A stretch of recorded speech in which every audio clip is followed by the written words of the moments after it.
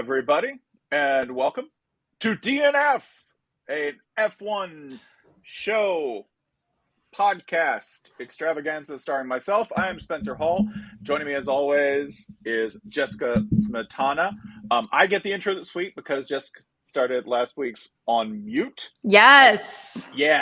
Proud of it, too. Flawless as always on both of our parts. We are here today to discuss everything that occurred over the weekend that was in Formula One. That includes, yes, Max Verstappen cruising to yet another victory for Red Bull and the nation of Holland. But additionally, there's a bigger story here, Jess. I think we want to start off with the DNF Award of the Week. Yes, who didn't finish the race in the worst way possible? I know what everyone's thinking. We're going to give it to one of the three cars that did not finish today's race. But no, the DNF award goes to the groundhogs lost along the way, specifically the groundhog that may have been murdered yesterday by Nicholas Latifi in practice. Murder implies intent, right? Manslaughtered. I think this is groundhog slaughter if we're going to do anything. Fair. Yeah. Which, if you're going to pick a quick way to go, by the way, getting hit by Nicholas Latifi, that's a pretty good way to go. Additionally, I want to point out it was Nicholas Latifi hitting a groundhog on the straight, not as he spun out or hit into a wall. So progress? Is that the F1 driver that you would most want to hit you with their car? Because I feel like he would be like bottom 5 for me. I think he would be bottom 5 because I wouldn't really expect him to finish the job with accuracy. That's what I think. Exactly. Right? I'd want Max to do it because I'm pretty sure Max wants to run something over most of the time anyway. Yeah, that's valid. I felt bad seeing all of the groundhogs along the side of the track and all the Formula One social media saying ooh, there's a groundhog and oh, that's not that one might die though. There was a moment where I wondered if more groundhogs had been slaughtered on the Canadian Grand Prix track or by Bill de Blasio, who allegedly famously killed a famous groundhog after dropping him on Groundhog's Day from the Staten Island Zoo. Not sure if our listeners are familiar with that story, but you should look it up. Yeah, or you could do this. I once drove through Death Valley at night, and I don't know if you know, but jackrabbits are really fascinated by headlights. So I hit one jackrabbit, and I thought, oh God, I sounded like Nicholas Latifi, who sounded really sad, by the way, when he hit that. But I hit the first one, and I thought, oh, that's terrible. I feel so bad. Oh God, this sucks. And then another one jumped out, and then 8 jackrabbits later, I was just yelling. You're just I can't stop. Well, it's a tiny 2-lane road, and it slopes off 2 feet on either side. It's got a terrible camber. So, and it's the middle of the night, and there's runners on either side because I was covering a base. Wait, Spencer, how many jackrabbits did you kill? I hit 8. I hit 8. 8 jackrabbits in one night. And they just jump out. And you cannot swerve because there might be a runner right there, and there might be a runner over here. So you just have to drive straight. You just plow straight ahead through them. So by the 8th one, you're just out of anger and grief. You're just that's just design. Just like when they were building jackrabbits, they said, sorry, if there's too many of them, they'll just jump in front of a car. Is this a crime? Is there a warrant out for your arrest? I would think that even if this was a crime, the statute of limitations has long since passed for this. So yeah, I think I'm good. But if it was in a national park, so federal crime. Oh no, that makes it so much worse. This is the only F1 podcast where people will confess to potential federal crimes. Federal crimes. That's actually really devastating to hear. I didn't know you were. Last week you impressed me with your NASCAR knowledge, obviously, and all of the things that you've covered in motorsport. This week, you have experience killing small mammals on the street. Yeah. I didn't see that one coming. But... This is how we lead. We talk about groundhogs and we confess to federal crimes. Right? Finest F1 podcast on this here internet. Jess, I have a question for you. Yes.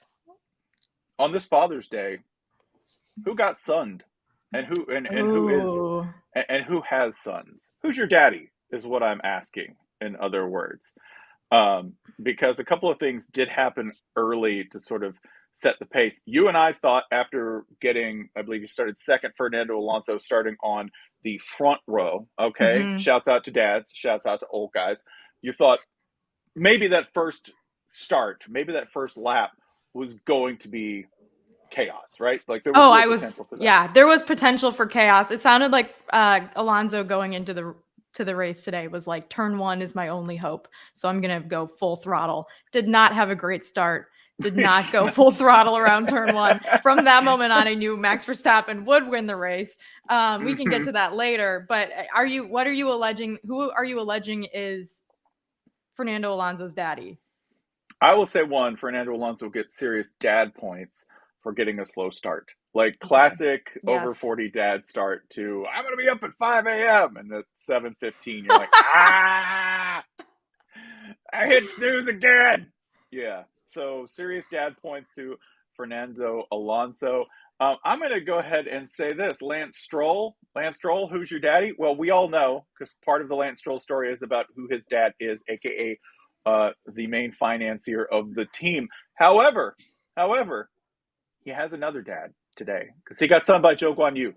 That is correct. Zhou Guanyu, who along with Alpha, right, living the fine life. Like, what is better than being an Alfa Romeo driver right now? What are your goals? I want to finish in the top 10, right? Top 10, that'd be amazing. That'd be great. If you're Joe, top 10 is bonus, right? Because you're talking about rookie points. That's fantastic. Additionally, if you're Valtteri Bottas, what do you want to do? I got about 44 points. I'm only about 33 behind Hamilton total on the year. Sure. I'm in the mix. I finished top 10. Everybody pays my bills for me. And and I finish 8th, and people are like, Aces, daddy. Great job. So Zhou Guanyu, congratulations. You sunned a good chunk of the field despite being one of the younger drivers on the grid. Well done. Should we ask ourselves who Ferrari's daddy is? Because I thought about it. You have some parenting questions? I literally want to know who their father is. Like, who raised these people? Why are they like this? Why do they keep doing these things? I don't understand. I mean, all things considered, Ferrari ended up with a phenomenal finish. It looked like Carlos Sainz had the speed to beat out Verstappen in the last 15 laps after the safety car, the third safety car of the race. Unfortunately, he just could not get around Max Verstappen. Max Verstappen is very, very good at driving. Charles Leclerc also finished top 8. He ended up finishing, I think, in 5th, right? So he was right behind the Mercedes and Max and Carlos. So they ended up doing fine, but once again, they just make so many stupid mistakes. And Spencer, you texted me and said, do they, like, I still need to know, do they know the race is happening? Do they know if they're in a race? I don't know. I really don't know. Like, what is the rationale for the way you do anything strategically in a race, Ferrari? Anything. You cost people like positions with bad pit stops, right? Yeah. You make Charles Leclerc's day a lot harder than it had to be when it was already a very difficult day. Yeah. Because of you, because your car doesn't work sometimes. He had to take a grid penalty. So yeah, Charles Leclerc started from the back of the grid, had a very slow pit stop. This is like I think third, maybe messy pit stop of their season. Also, there were a lot of bad pit stops today. What is it about this track? I don't know if you saw what happened to poor Lando Norris, but they just forgot to bring out all 4 tires for him. He got double stacked in the pit lane behind his teammate, Daniel Ricciardo, and just sat there without a tire on his front right for like, I don't know, 40 seconds. Yeah, because you would think that's counting to 4. Yeah. I know that there are tons of engineers and advanced calculations here. And this sometimes happens to people who deal with advanced math a lot. They forget how to do basic addition and subtraction. There's 4 of them, y'all. 4. And they completely forgot it. They had 2 in a row, so they had to multiply it by 2. So that is a tough mathematical equation. For me, that's advanced math. So I'll go ahead and allow it. We call that algebra. See, you went to Notre Dame. Slightly higher standard in terms of math scores than me. I didn't take a math class at Notre Dame. Good. Please. See, like that's it. We need to go ahead and start praising people for just admitting the things they can't do in college. Like, yeah, I want to develop intellectually. No, no. By the time you hit 18, you're like certain branches of that tree just aren't growing, y'all. You know It's what not happening. qualified me for watching Formula One that I took in Hmm. college? The British TV class that I took. That That's correct. qualified me for talking about Formula One more than any calculus class would have. Yeah, I would like. By the way, McLaren, just the most like almost together team. Like, Mm. do not fall for any of it. Do not fall for any of it coming together for them all at once because they give you little glimmers of false hope, right? Race to race. And then immediately next race, downgrade them, disappoint you, let you down. Something is off with that team just at the root and then up to the top specifically with Ricardo. Like, this is not it just doesn't feel like I know their goal was to be, they wanted to Zach wanted to be third, right? Like they wanted to be third. They're in fourth, which technically, yeah, that's not too But disappointing for them. But they're in like fourth look how by they're in like fourth. 100 points. A lot. I can't do math. I could tell you the exact number, but I can't Hmm. subtract that quickly. But you're right. And yesterday Lando had to he had to retire early in qualifying, I think, because he had some sort of sensor issue on his power unit. So he started Hmm. all the way in 14th. I can't even remember where Ricardo was ninth, I think. So they both ended up outside of the points today. I feel like McLaren is that thing that you expect to do well just because of the name McLaren. And this season, they have given like zero reasons to expect anything of them. Hmm. And even Mercedes, which has quote unquote the worst car ever, vis-a-vis Lewis Hamilton, is outperforming them by a lot of points per week. Yeah, like losing slots after qualifying, like losing places after qualifying. That's the story of McLaren when it looks like they might turn things around. They immediately reverse course and begin regressing. So yeah, they're fourth, and that's not far off from where they want to be. It's not the kind of fourth place they want It's a sad week to fourth week. place. Yeah. It is No a sad. no champagne for fourth place. I don't, dude. You don't get sparkling water for fourth place. That's fourth place. That's tap, straight tap water. Ooh, I tonic water. Although actually the Brits like that. I think it's they disgusting. They do. Technology again is the father of Checo because Mm, Checo, of course, bombed out early in the race due to a technical failure at lap 8, yeah. which I don't want. Like, this is now a contest between Carlos Sainz and Checo for most snake bitten driver. Mm, Just a dude who cannot week to week have a consistently good fortnight of yeah. racing. Something will go wrong for Look, one of those two. the good news for Sergio Perez, he's still in second place in the Drivers' Championship, with Leclerc now having 3 points less than him after today's race. So he's still like up there, but this is the fourth time that Red Bull has had to retire a car this season. So they're like kind of up there with Ferrari in terms of the retirements. But in terms of bad luck, Carlos Sainz actually had some really good luck in this race with Yeah, the for timing of once. the safety car for once. I thought like maybe he's going to make it happen. Maybe he's going to get on top of the podium finally. But I think when you're rooting for Max Verstappen to make a mistake, that's just Yeah. not. You're more likely to see Nicholas Latifi hit a groundhog than Max Verstappen making a mistake because I, that I he like is that. That's just automatic. fact. That's just factual. It is like statistical. Yeah, like I can't even count the amount of mistakes Max Verstappen has made. I can count how many groundhogs have been murdered by Nicholas Latifi. For a guy, by the way, who is not in his career allergic to a DNF, as we've detailed, as we've said, has been nails. This just has the season on rails at this point. It, the fun part on that last lap, yeah, safety car got everybody close, and it compressed everyone, and it made the race, I think, an illusion of competitive. Mm-hmm. And then it started, and you go, he's never going to get those 5/10 of a second back. Yeah. Never. It kept accordioning, right? Like kept like second and a half, get up to like 4/10. It's just when they come out of the turn and they get going, it's over. If you're against Max Verstappen with 5 laps to go, it's not happening.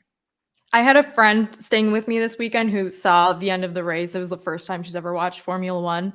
And she kind of walked in towards the end. And she's like, how was it? What happened? And I was like, well, it was exciting, but nothing happened. And I feel like that really sums up the sport in a lot of ways. Like, super Yeah. exciting finish. The last 15 laps could not have been set up more perfectly for something to happen. But then Max Verstappen's just really good and nothing really happened. Yeah, we get, by the way, did we get George Russell in fourth? Yes, we got George Russell in fourth. George Russell in fourth. The And no best one, lad. we didn't talk about George Russell in this race. We were just like, No. yeah, that dude gets like somewhere between 3 and 5. We don't need to talk about it. Let's just let him drive. Yeah. Doesn't really matter what he does. Fourth place, baby. Fourth place. That's just that's George Russell. He lives there, right? The big shocker is Lewis Hamilton finishing in third with a car that he He hates. Despises. He wants like, to light on fire. Yeah. Yes, wants to kill this car. Literally, like would be happy watching it go straight into the trash compactor, and yet he finished in third and was aggressive and confident and everything that you're used to seeing out of Lewis Hamilton in any other year other than 2022. Do you think Mercedes gives this car a Viking funeral after the season? Yeah. Yeah. Like I think Toto they'd be like, that's millions of dollars. And Toto's like, fine, set it on fire. And do my pants unclean. Okay, it's unclean. You could do German much better than me. So you're in charge of the Toto Wolff impressions for the rest of the season. Spencer, we should talk about what happened with the Mercedes car coming into this race, because there was a lot of off-circuit drama this week revolving around the porpoising of the car. So as best as I understand it, Mercedes and Mercedes drivers, George Russell and Lewis Hamilton, want the entire grid to have to adjust their cars to address porpoising, because they're saying that it's a valid safety concern for the drivers. And they're saying that like this needs to change for everyone. So they're trying to pressure the FIA to do something to change the cars, reverse some of the regulations, and allow them to undo what's causing the porpoising. However, Christian Horner is like, hey, our cars are doing really well. We don't want to have to re-engineer anything. We don't care about Lewis Hamilton's old crusty back. Like, we're fine. So Mercedes should just have to fix their car and figure out what they did wrong, because we actually did really well making our car under these regulations. And so now there's like this, constant Toto Wolff, Christian Horner back and forth that's been happening for like a million years since like the sun became a flaming star in the sky. But Toto's trying to get the FIA to do something. Christian Horner wants Mercedes to fix it. In the meantime, Christian Horner's like, you're just grandstanding because you want to change the regulations. And then everyone else is like, hey, remember when Christian Horner, you said that you don't have enough money to finish the season and the FIA needs to like change the spending cap? Like, you basically do this all the time. So there's just like a lot of talking back and forth. And so then the FIA issued this directive like 3 days before the race that they're going to start paying attention to the porpoising and see if they can measure the vertical oscillations of the car to see if it's causing like these subconcussive like hits, or I guess now this is football. So this is where you and I come in. So yeah, that was kind of what happened this week. Did I do a good job explaining that? I think that was excellent. I think you did a great job. Also, you did a very good job accurately translating what Christian Horner's attitude toward Lewis Hamilton's back health would be, which is to hell with your back. I don't care. I don't care. Get paid. I don't get paid to care about your back. Like I guarantee you, Christian Horner at night is going through the crawl spaces and AC ducts of Mercedes. He's making Lewis's chair like just a little uncomfortable. He's just making it a little too low or a little too high.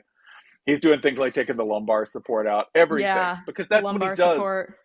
Like, Christian Horner is the greatest troll in F1, like hands down. So if Mercedes is struggling, right? If Mercedes falls into an open pit, guess who's at the top laughing? It's Christian Horner.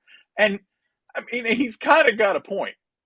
He does. Like, for once, I'll say Christian Horner has a point. It's not entirely accurate, but it's almost there.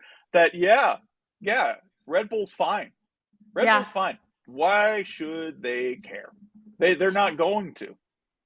Play devil's advocate. The other drivers, such as Carlos Sainz, have also said that this is causing issues. Mercedes is by far doing the worst with it, but they're not the only two drivers who are bouncing up and down constantly going down the straight. So yeah, everyone maybe is a little right and a little wrong. Toto also called the car a shit box last weekend after Azerbaijan, which I don't remember if we talked about in our post-race recap, but I enjoyed calling like the multi-$100 million car a shit box. And then I don't know if you saw this meme, Spencer, and I can't remember who posted it, but at the end of last season of Drive to Survive, Toto had like the final word, and he was wearing like his Batman cape with his like black turtleneck, and he was like, everybody have a target on their back next season. And then it like super cut to Lewis Hamilton getting out of the car, like holding his back. Literally has a target on his back. So yeah, there's a lot of back issues happening. The FIA has changed regulations mid-season before, but this is of course, in the spirit of Formula One, very political. I think when you say, well, what would be a consistent decision? What would be the correct thing to do? That's asking the wrong question. I think you've seen, what will they make up? What will they make up? And that's most sports. I'm not just singling out F1 here, right? But based on every decision I've seen F1 ever make, the outcome's going to be pretty random. It'll be random, and it won't necessarily adhere to any rule book. My experiences with F1 is that they will change the rule in the middle of a race. They will decide on like lap 30 in Silverstone, like, oh, you guys have to raise the floor now of the car, but you have to do it before lap 31. That's the rules. Sorry, we don't make them, but we kind of do. Literally by the seat of our pants. Then we'll fire the rules chief. We'll fire the rules chief. Just all three of them. Happy. There's like 7 this year. They replaced last year's rules chief, who changed the rules in the middle of the championship, with like more than one person. I think either 2 or 3 people. I'm not even sure. So that's going really well, obviously, as you see a steward stomp down the pit lane last week to stop Yuki Tsunoda from going out with tape on his rear wing. By the way, we saw more tape today. Yeah, it's a huge, listen, it is an enormous year for gaff tape, right? Gaffer's tape. Like, it's an amazing year for gaffer's tape in F1. Stocks up, shouts out, MVP, gaffer's tape. I heard that like 3M did really well during the pandemic because they were making all the masks. I think they also make like Scotch tape. I think this is just continuing their dominance in the manufacturing world with their masks and Scotch tape, which is like all you need if you're a Formula One driver. Hey, I'm in favor of it because it adds more NASCAR to F1, which is hilarious to me. Anytime that you can get a, $3 million car, $4 million car, and put tape on it and make it look like someone has just slapped Bondo on the side, right? Perfect. Absolutely perfect. I want to talk about another team that is being held together with tape this weekend. Yeah. That's right. Stand up, Haas gang. It's a rough day for the Haas gang, y'all. Bad. Yes. So Kevin Magnussen finished in 5th in qualifying, and Mick Schumacher was right behind him in 6th. We should mention qualifying happened in the middle of a massive rainstorm. So there was a lot of surprising results from it, and not to mention Leclerc starting from the back of the grid. So like, it didn't seem like the Haas cars would finish that high in the race, just given how fast they can actually physically drive. But then, Spencer, what happened during the race? Well, Mick Schumacher decided to pause and consider the beautiful Canadian skies due to a mechanical failure, and just leisurely pulled off the side of the road and struggled after that. Ended up with the DNF. Yeah. K-Mag, oh God. I'm so hurt for Gunther. I'm so hurt for these drivers because I like both of them. But K-Mag ended up finishing 17th. Yeah, he like screwed up his front wing, and then there was more issues after that. It was difficult to watch. I actually watched, I don't know if you've ever seen the supercut of Gunther Steiner moments from Drive to Survive that's on YouTube. Highly recommend it. It reminded me of the time that he said that I think it was Grosjean didn't deserve to eat, so he like wasn't invited to their banquet. I don't know if you remember that scene, but I do. I'm very sad. Like, I'm pre-sad for season 5 after this race. where it looked like they finally were going to finish with 2 cars, maybe in the points. Mick Schumacher finally getting points in F1, which he has not had yet. And then this happens. Both cars, same race. K-Mag finishing last and 17th, and Schumacher with a sad DNF, just like the I know. groundhog. I was so sad too because they did so well in the rain. Like in all of the like circumstances for Haas to thrive, they did really well in the rain. And K-Mag was like, days like this are what make you happy. That was what he said after qualifying. I'm like, hold on to that feeling. Hold on to that. Today didn't happen, baby. Today didn't happen. Yeah, just a trash race for the Haas Renaissance, as it were, is on hold. Representing us trash Americans. You know what? We're optimists. Darn it, we're optimists. No matter what happens, right? And even if neither driver is American, yeah. We also have this to discuss in terms of guys who I think had, a weird race. Like it had to be wild to be Charles Leclerc. Had to, like starting that far back. He had a couple of reversals. He was toyed with by the random spider that actually makes all of the decisions, the giant computerized spider that makes the random decisions for Ferrari in the pits, and had to tooth and claw his way up to 5th place. Like, I know he was named driver of the day and earned it. Like, straight up, 100%. Yeah, finishing from the back, finishing in 5th after starting in the back of the field. It helped that, like, at the end of the race, both of the Alpines just kind of sputtered out. Like, Fernando Alonso was angrily swearing as he was getting passed by Leclerc was a vibe. But Alonso also, like, he started in 2nd and ended up somehow all the way in 6th, which I guess isn't that bad. But there was so much potential for chaos in the first lap. And it turns out that actually, unless you're one of the 3 really fast cars, you're probably not going to do that good against them in the straightaways towards the end of the race. That safety car, though, was very well timed, I would say, for chaos at the end. But it was so close. Like, it was so close. It was so close to genuine chaos, right? Which is, you want a little bit of. Like, when you're talking about chaos, you usually mean somebody crashing. And crashing in an F1 car, just not something I really enjoy watching. I enjoy seeing people like, battle. That's fun, right? Yes.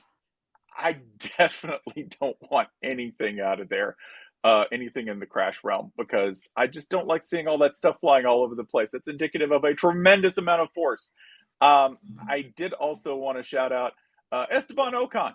All right, I know Alpine did sort of get gassed at the end there, but on the whole, outstanding race by Ocon and Alonso until he lost steam entirely, right? Which again, real dad hours. This is Father's Day. Fernando Alonso, he's an older driver, probably needs a nap. I need a nap. I mean, the time zone changes for them must be hard. It's hard for me. I drank 3 shots of espresso today. I felt like a Ferrari engineer. So it was difficult to get through this, especially after last weekend, Spencer, as podcasters, getting up at 6 a.m. and now we have to be awake at 4:30 in the afternoon. Yeah. That's a tough one for me. There's a major championship on right now. This is prime golf napping time. I know that you're also a fan of the golf nap. We're both fans of the golf nap. And I will say that F1, thankfully, like when you talk about people who are new to this sport, the biggest selling point for me is this. It's very fast and it's very fast. Meaning it's fast on the track. And additionally, it is also like it's efficient. You get a race that starts at 2, you're going to be done by 4. Right? That's why we love it. Even with Nicholas Latifi hitting a groundhog or spinning out, right? Like, you do get the requisite amount of chaos. You do get, and my favorite comment of the day, by the way, you do get Martin Brundle there, thrown out on the grid walk, okay? Martin Brundle, by the way, not even a particularly chaotic grid walk, but I did appreciate what somebody on Twitter said about Martin Brundle and his endless void that he climbs into every single Sunday without fail. He just goes straight into the mouth of the lion. and he loses every single time. But at Franklin on Twitter said, every Sky Sports pre-race show gives the impression they've never done this before. That is so true. Yeah. It would be so jarring to watch that for the first time if you've never seen. I think this race was also on ABC, which means there's probably a lot of people watching it for the first time that don't usually tune in at 7 a.m. on ESPN or like ESPN Plus or whatever when it's at 3 a.m. But it would be very jarring to turn on your TV and see he's like waving to the fans. He's trying to find Mick Schumacher, who doesn't want to talk to him, and he's saying that he doesn't want to talk to him, which like I wouldn't even want to admit if I were a reporter. I would be like embarrassed. But he has no shame. He does not care about anything. He's in charge of the situation and he owns it. And I respect the hell out of him. Yeah, he is in charge, but he's also not in charge. I think the thing that when you have a sport with this much money and privilege, they don't necessarily enjoy being cattle called for interviews. Additionally, you've got everybody at the last second throwing as much stuff into the car and taking as much stuff onto the car as they can, fine-tuning it. There's like tires and stuff going everywhere. There's guys holding umbrellas. My favorite thing, by the way. I love the umbrellas. You get this like $1 million machine and somebody's holding a $20 umbrella with the Ferrari logo on it, like over the cockpit. It's magnificent. I'm shocked that they even have like the monogrammed umbrellas, because when they pull out the pop-up tents in the rain, those are just like your plain old like SEC West tailgate pop-up tents. But go on, continue. Yeah, like, and by the way, with Ferrari, I know they have somebody who's like, this is the official umbrella provider of Ferrari. All right, this is a Richard Mille umbrella. Exactly. It's made in a small cabin high in the Dolomites by a man named Giuseppe. Giuseppe makes every single one of the Ferrari umbrellas. This is all a lie, by the way. They also like don't work when it rains too hard. Sorry. No, the Haas ones are just like going inside out, even though there's no wind. Yes. Right? Like, ow! It's like, that's part of the design. There's a hole in the Williams umbrella, and I don't understand why they even make them that way. But Brundle, like, I just, for those who haven't seen it, it's every week.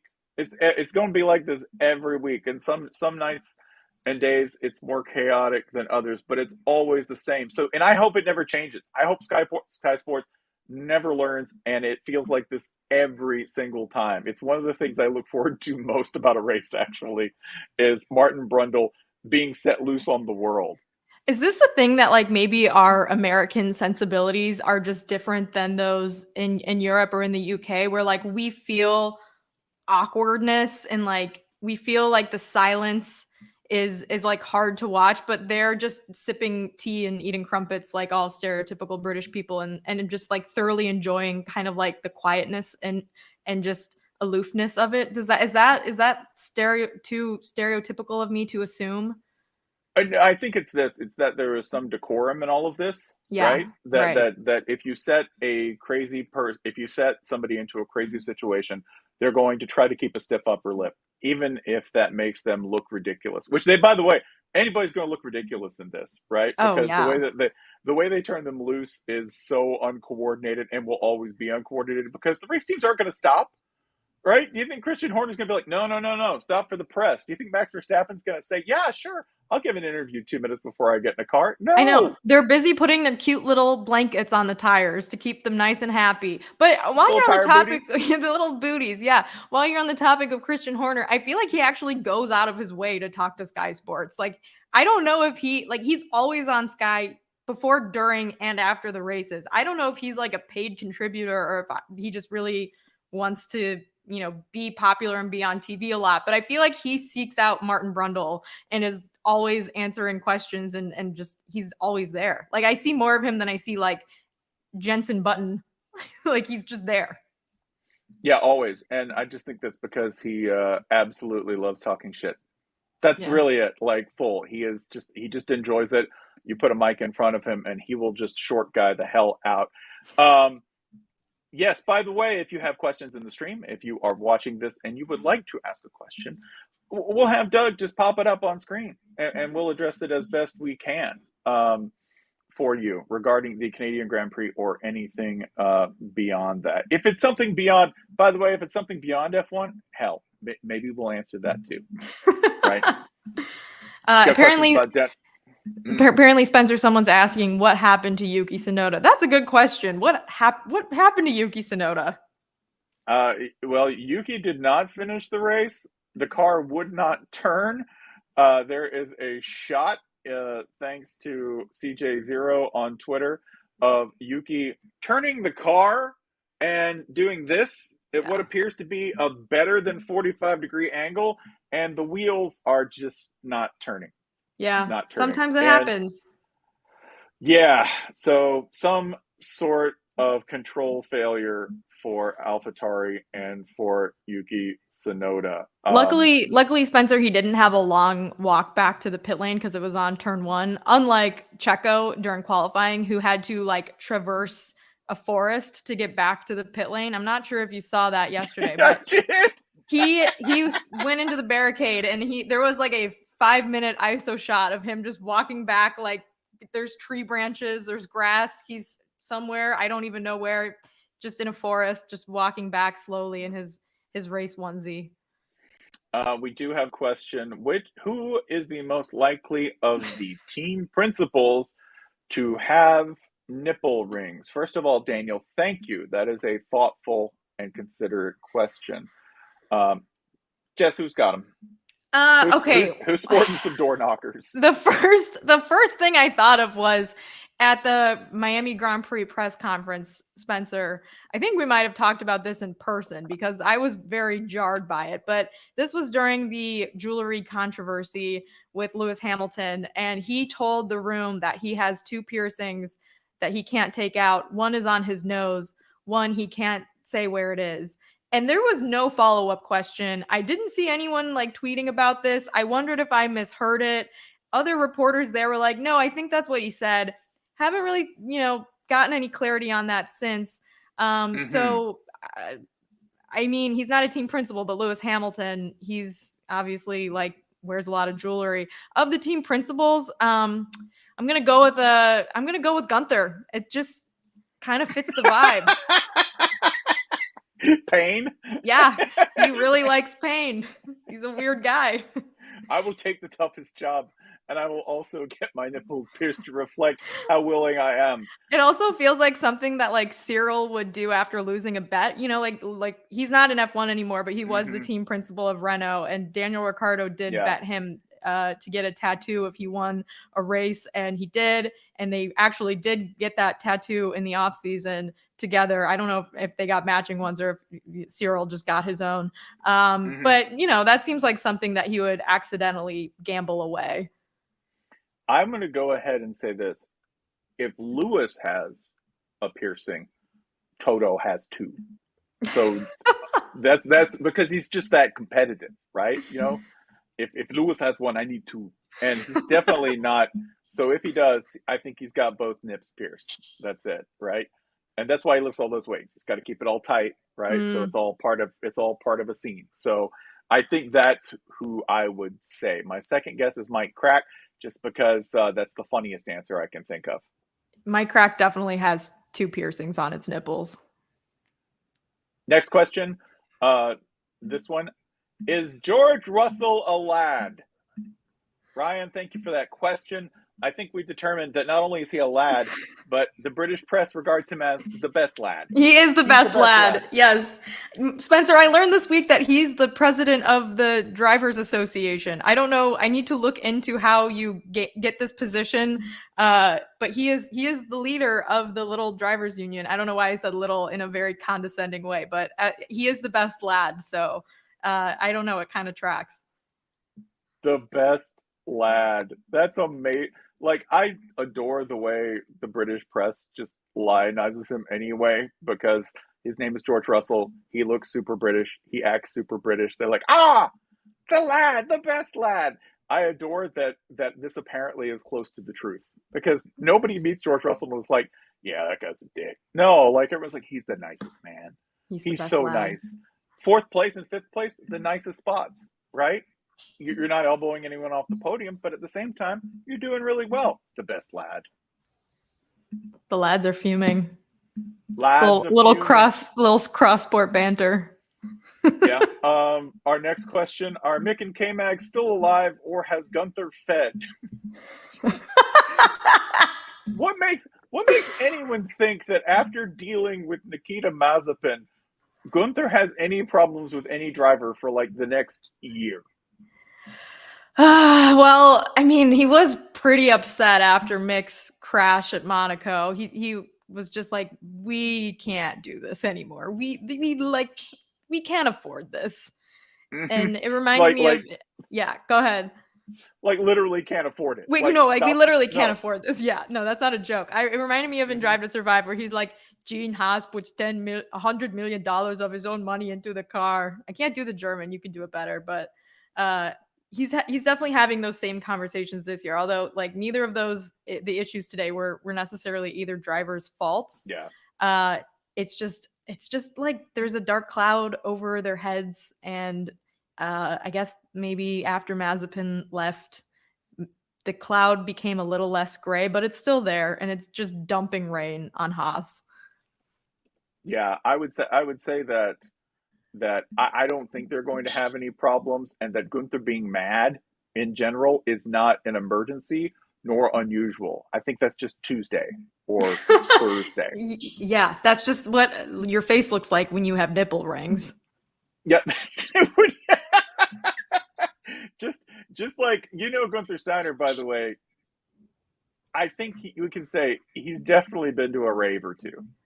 I'm just gonna definitely been to a rave. If you grew up in Europe, you go to a rave for like your 7th grade field trip. I feel like you just do things differently there. This is where we just ignorant American the hell out, right? We just say like, yes, you go smoke at a rave when you're 7. You go to the rave, but you're not smoking. Not yet. We also have, what's a good F1 theme baked good that I should enjoy for Father's Day? I'm guessing that means baked good. Ryan, who is a slice of bread, so you should know. Are there any F1 themed baked goods, Spencer? I mean, I guess you could have a cake in honor of Valtteri Bottas.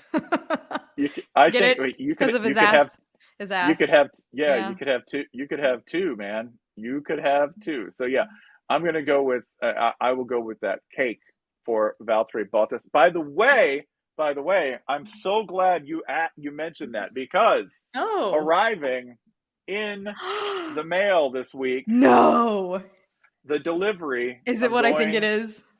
Yes, it is what you think it is. Everybody, I'm about to take this from Spencer. PG to PG-13.